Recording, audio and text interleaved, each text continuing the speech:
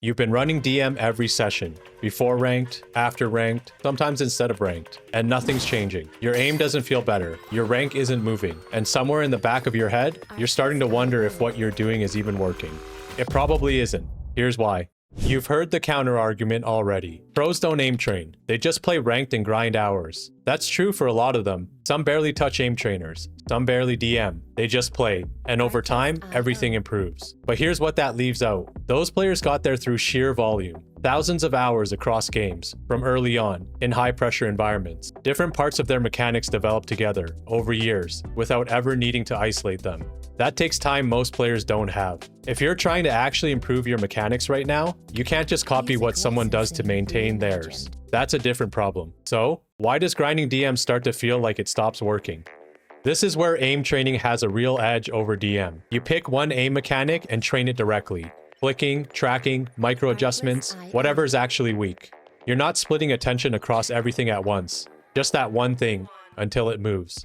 But here's where most people get it wrong, even with aim training. They switch from DM, but they still train randomly. Pick a task, chase a score, hope it transfers. At that point, you've got better tools and the same problem. No idea what's actually holding you back. You need to know what to isolate before the reps mean anything. That's where benchmarks come in. It's a diagnostic. It tests your tap aim, tracking, switching, the core categories, and shows you exactly where you're underperforming relative to your level. Once you know that, you're not guessing anymore. We've already covered how it works in full, link in the description, but the short version, run it first. At some point, doing more of the same thing stops moving the needle. If you've been grinding DM the same way for a while and nothing's changing, more games aren't the fix. You're just repeating the same patterns that got you stuck. More reps of the wrong thing isn't practice. It's just habit reinforcement. If your mechanics are the actual bottleneck, if you're losing duels because your aim isn't there, that's what needs direct work. Isolated reps, one mechanic at a time, with a feedback loop. That's what deliberate practice actually means. This isn't an anti-DM video. Deathmatch is solid. You're getting real gunfights, real movement, real recoil,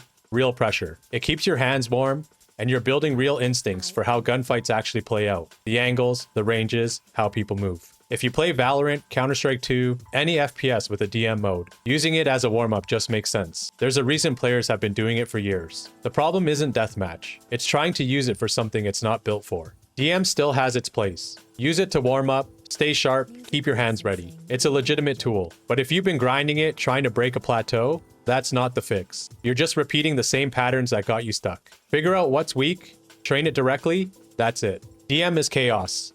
That's the point, but it's also the limitation. You're constantly reacting, targets showing up from different angles, at different ranges, moving unpredictably. Your brain is just trying to keep up. In that environment, you can't build a specific mechanic. If your flicking is weak, DM won't isolate and fix it. You'll keep flicking the same way you already do. Same pattern, just more reps. You're not improving it, you're repeating it. And there's a second problem that doesn't get talked about enough. DM puts you in positions you'd almost never see in a real game. Think about how DM actually plays. People are holding passive angles, camping spots that don't exist in ranked, swinging from positions that would make zero sense in a real round. You end up training your aim and crosshair placement around those patterns. So even when you're getting reps, they don't fully transfer. You're practicing against a version of the game that isn't the game. Two problems stacked. You can't isolate what's weak, and the reps themselves aren't always realistic. More DM just means more of both. If you haven't run benchmarks yet, that's the starting point. It'll break down which mechanics are actually behind. And from there, Aimlabs maps you to the tasks that target those specific gaps.